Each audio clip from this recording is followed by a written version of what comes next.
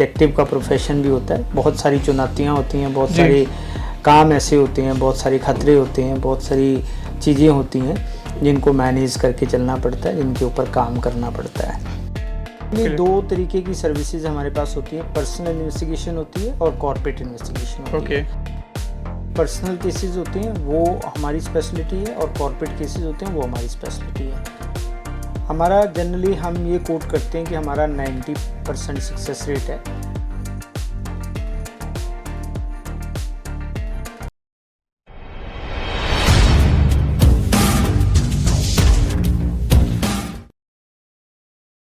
दोस्तों, फिल्मों में तो आपने बहुत जासूस देखे होंगे, मगर इस वीडियो में हम आपको मिलाने जा रहे हैं एक real international private detective Rahul Roy Gupta ji से, जो कि डिटेक्टिव गुरु के नाम से बहुत ही मशहूर हैं, जो वर्षों से देश विदेश में पर्सनल कॉर्पोरेट इन्वेस्टिगेशन कर रहे हैं। इनके बारे में ज़्यादा जानने के लिए, ज़्यादा इन्फॉर्मेशन लेने के लिए वीडियो पूरी लास्ट तक देखें, वीडियो में बने रहें।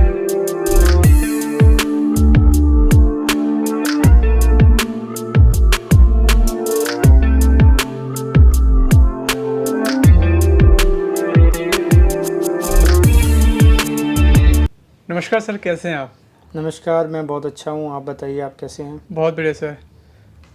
दोस्तों, आपको मतलब सर के इंट्रोडक्शन की ज़रूरत तो पड़ेगी नहीं, फिर भी मैं आपको बता रहा था कि सर हमारे राहुल सर हैं, जो कि एक डिटेक्टिव हैं। तो हम सर से पूरी जर्नी जानेंगे कि डिटेक्टिव सही में होते भी हैं या नहीं भी होते। फिल्मी दुनिया से अलग सर, फिल्मी दुनिया से अलग डिटेक्टिव क्या होते हैं और कैसे वो वर्क करते हैं, थोड़ा बताएंगे सर? देखिए, फिल्मी दुनिया में जो डिटेक्टिव होते हैं वो असल ज़िंदगी में जो डिटेक्टिव होते हैं उन्हीं से लेकर के फिल्मी दुनिया के डिटेक्टिव काम करते हैं। फिक्शंस बनते हैं उनके ऊपर ही, लेकिन वो मसाला इतना डाल देते हैं फिल्मी दुनिया वाले कि हर किसी को लगता है कि डिटेक्टिव का काम करना तो बहुत अच्छा है, बहुत पैसे हैं, बहुत नाम है और बहुत इजी भी होगा। तो लेकिन इतनी इजी जॉब होती नहीं है, बहुत मेहनत करनी पड़ती है, बहुत पापड़ बेलने पड़ते हैं, तब जा कर के हम सरवाइव करते हैं। तो ये भी जैसे हम और दूसरे प्रोफेशन हैं, जैसे डॉक्टर का प्रोफेशन है, एक सीए का प्रोफेशन है, एक पुलिस वाले का प्रोफेशन है, एक वकील का प्रोफेशन है, उसी तरीके से एक डिटेक्टिव का प्रोफेशन भी होता है। बहुत सारी चुनौतियाँ होती हैं, बहुत सारे काम ऐसे होते हैं, बहुत सारे खतरे होते हैं, बहुत सारी चीज़ें होती हैं जिनको मैनेज करके चलना पड़ता है, जिनके ऊपर काम करना पड़ता है।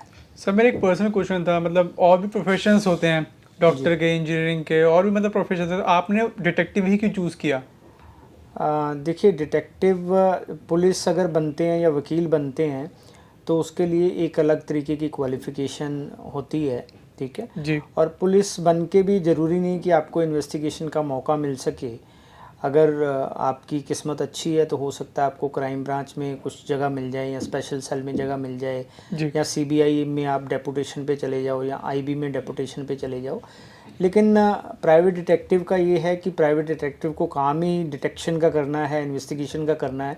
तो हम तो 24 घंटे इसी काम में रहते हैं, जो हमारा पैशन है, मेरा पैशन है, तो अपने पैशन को मैं फॉलो करता हूँ। तो इसलिए मैंने प्राइवेट डिटेक्टिव का प्रोफेशन चुना। जी। तो सर, डिटेक्टिव बनते कैसे हैं? क्या प्रोसीजर रहता है बनने का? क्या कोई ट्रेनिंग होती है, कोई स्टडीज़ होती है इसके लिए? अभी तो इंडिया में तो कोई ट्रेनिंग ऐसी है नहीं है, ऑन जॉब ट्रेनिंग होती है। कहने को कुछ इंस्टीट्यूट खुले भी हुए हैं और वो कहते भी हैं, क्लेम भी करते हैं कि हम ट्रेनिंग देते हैं, जबकि मुझे नहीं लगता कि वो कुछ ट्रेनिंग ऐसे दे पाते होंगे या उनकी प्लेसमेंट भी करा पाते होंगे। असली ट्रेनिंग आपकी फील्ड में होती है। ओके, ठीक है ना। तो आप फील्ड में जब एज अ इंटर्न काम करते हो या एज अ जूनियर इन्वेस्टिगेटर काम करते हो तो आपको काफ़ी चीज़ें पता चलती हैं, आपको ग्राउंड रियलिटी पता चलती हैं, तो आप सीख भी पाते हो। तो 6 महीने का एक इंटर्नशिप पीरियड होता है किसी भी कंपनी में।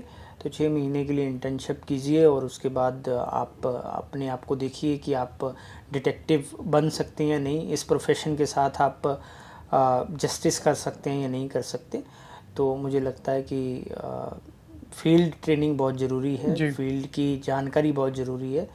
और आपकी योग्यता कोई भी है, अगर आप 10th पास भी हैं, 12th पास भी हैं, ग्रेजुएट भी हैं, पोस्ट ग्रेजुएट भी हैं, या किसी भी स्ट्रीम से हैं, तो उससे कोई फ़र्क नहीं पड़ता। आपका दिमाग तेज़ होना चाहिए, आपकी नज़रें अच्छी होनी चाहिए और आपका सोचने का तरीका बहुत अच्छा होना चाहिए, डिफरेंट होना चाहिए अलग लोगों से, जी जो सारे लोग नहीं देख पाते वो चीज़ें आप देख पाओ।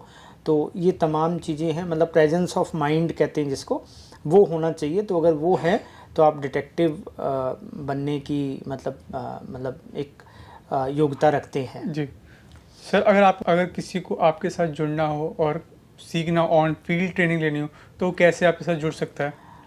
देखिए, मैंने जैसे बताया कि इंटर्नशिप पीरियड होता है, तो हम साल में एक बार इंटर्नशिप प्रोवाइड करते हैं 4-5 लोगों को। तो Okay. 4-5 हम इंटर्न रखते हैं, उसमें से 2 लोगों को हम उनकी पोजीशन फिक्स करते हैं। तो इस तरीके से हम काम करते हैं। कोई अगर हमारे साथ जुड़ना चाहता है तो वो हमारे HR डिपार्टमेंट के साथ डिस्कस कर सकता है। इंटर्नशिप के लिए अपने पेपर भेज सकता है, अपना बायोडाटा भेज सकता है। ओके उसके बाद हम उसकी वेरीफाई करेंगे उसको। जी अगर हमें ठीक लगेगा, टेलीफोनिक इंटरव्यू होगी, उसके बाद एक फ़िज़िकल इंटरव्यू होगी, और उसके बाद हम उसको इंटर्नशिप का मौका दे सकते हैं। ओके। तो सर से कोई अमाउंट होता है, फ़ी होती है जो पे करनी होती है? नहीं, हम कोई फ़ी नहीं लेते हैं इस चीज़ की, बल्कि हम इंटर्नशिप के दौरान जो स्टाइपेंड होता है, जो मिनिमम एक रेंज होती है, वो पर्सन टू पर्सन डिपेंड करता है। तो 6 महीने के दौरान हम वो भी देते हैं, जी और साथ में एक सर्टिफिकेट भी देते हैं 6 महीने के लिए, सो दैट अगर कोई इंटर्नशिप करके गया है और वो किसी और कंपनी में भी जा रहा है तो उसको पता होगा कि वो उसके पास सर्टिफिकेट है, वो किसी और कंपनी में जॉब के लिए अप्लाई कर सकता है। ओके। अगर सर बात करें आपके एजेंसी की, तो डिटेक्टिव एजेंसी में आप क्या क्या सर्विसेज प्रोवाइड करवाते हैं हमारे? बेसिकली सबके लिए। 2 तरीके की सर्विसेज हमारे पास होती हैं, पर्सनल इन्वेस्टिगेशन होती है और कॉर्पोरेट इन्वेस्टिगेशन होती ओके है। पर्सनल में आगे बहुत सारे ऐसे काम होते हैं जो हम करते हैं, और ऐसे कॉर्पोरेट में बहुत सारे काम होते हैं जो अलग अलग तरीके से काम हम करते हैं। जी, कैसे कैसे मतलब करते हैं, आप बताएंगे थोड़ा सा? जैसे पर्सनल केसेस में प्री मैट्रिमोनियल केसेस होते हैं, पोस्ट मैट्रिमोनियल केसेस होते हैं, चाइल्ड कस्टडी से रिलेटेड होते हैं, मिसिंग पर्सन से रिलेटेड कुछ होते हैं केसेस, वेरिफिकेशन के केसेस होते हैं। तो इसी तरीके से डिवोर्स के केसेस भी होते हैं। तो ये पर्सनल केसेस के दायरे में आते हैं। और जो कॉर्पोरेट केसेस होते हैं उसमें प्री एम्प्लॉयमेंट केसेस भी होते हैं, पोस्ट एम्प्लॉयमेंट केसेस भी होते हैं। तो इस तरीके के तमाम केसेस होते हैं बेसिकली। सर कोई एक ऐसा केस होगा जो आप हमारे व्यूअर्स के साथ डिस्कस करना चाहते हो?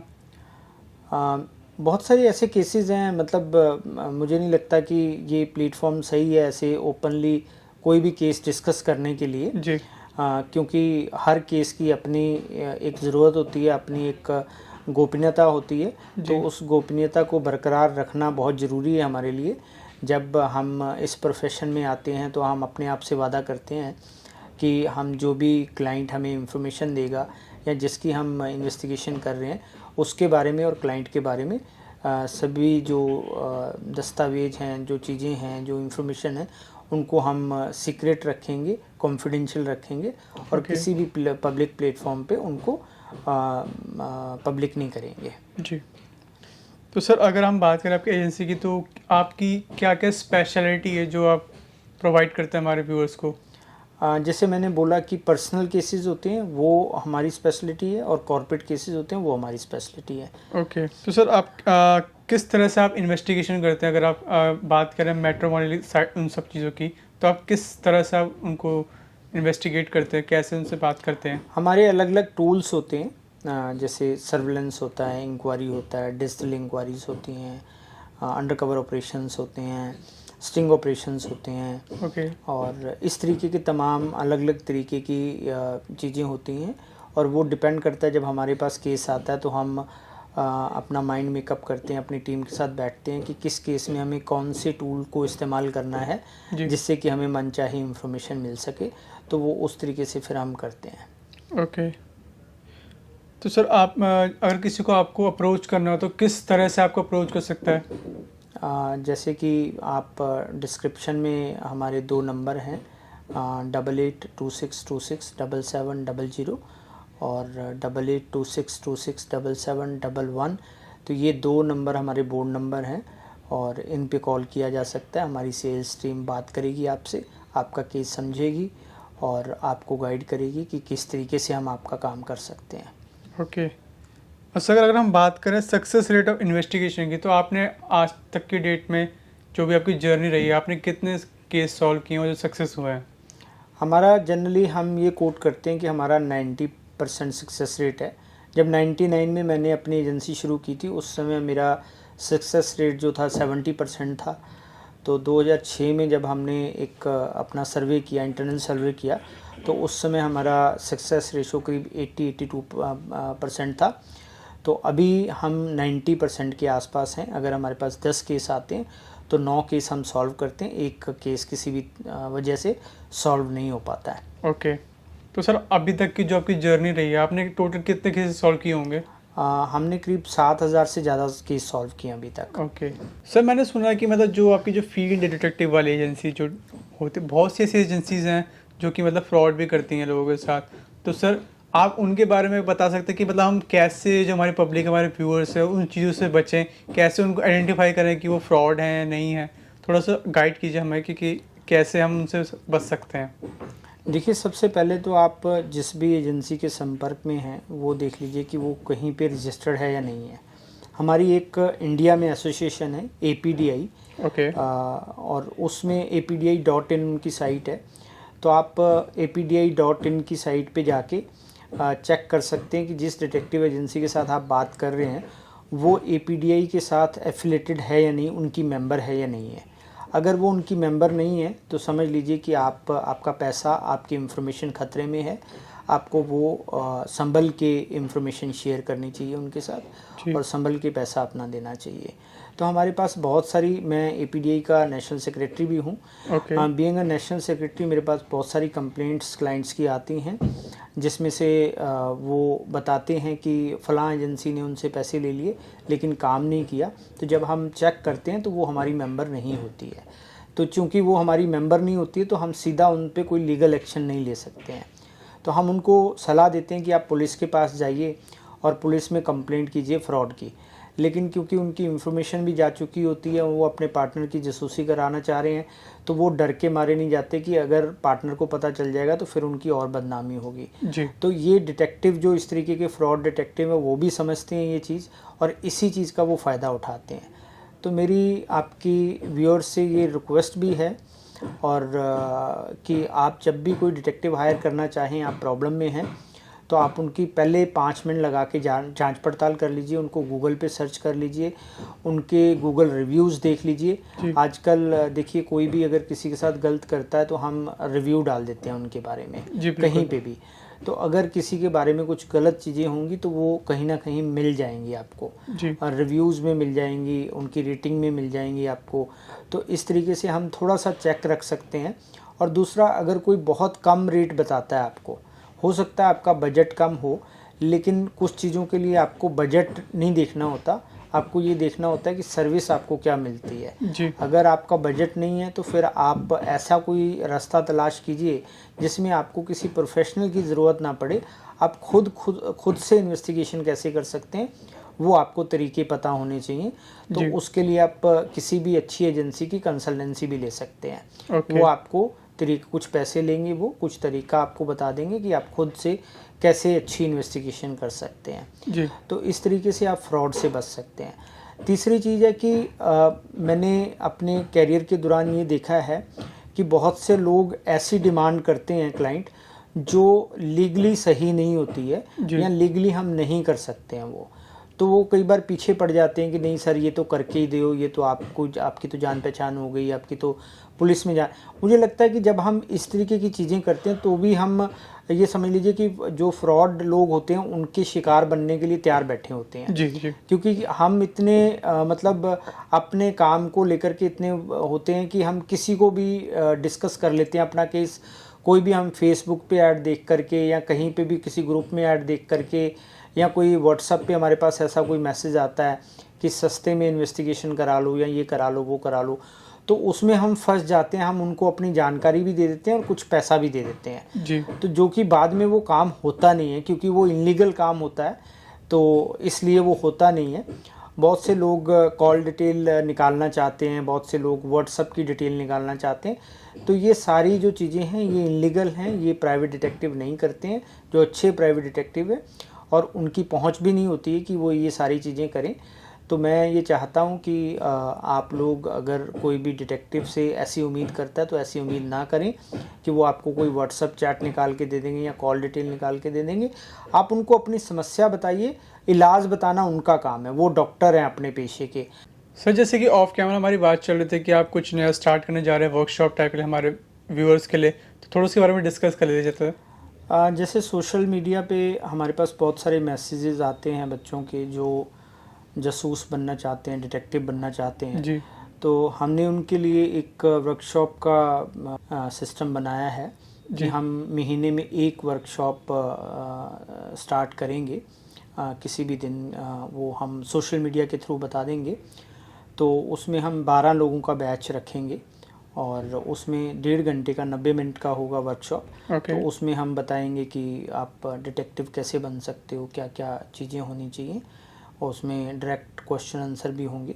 तो जो बच्चे डिटेक्टिव बनना चाहते हैं, इन्वेस्टिगेटर बनना चाहते हैं, फील्ड एजेंट बनना चाहते हैं, या हम पीआई भी बोलते हैं, प्राइवेट इन्वेस्टिगेटर बोलते हैं जैसे, तो वो बनना चाहते हैं तो वो ये वर्कशॉप अटेंड कर सकते हैं। ओके, तो सर इसका कोई सर्टिफिकेट मिलेगा?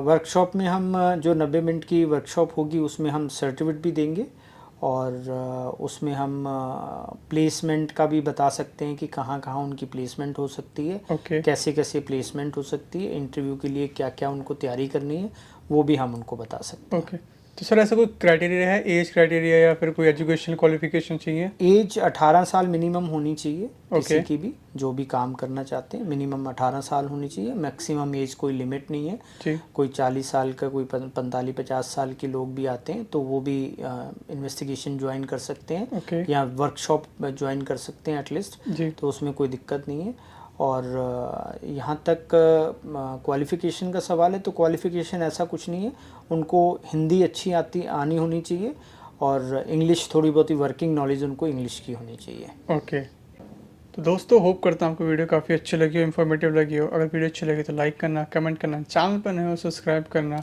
जल्द मिलते हैं नेक्स्ट वीडियो के साथ, तब तक के लिए thank you so much, bye.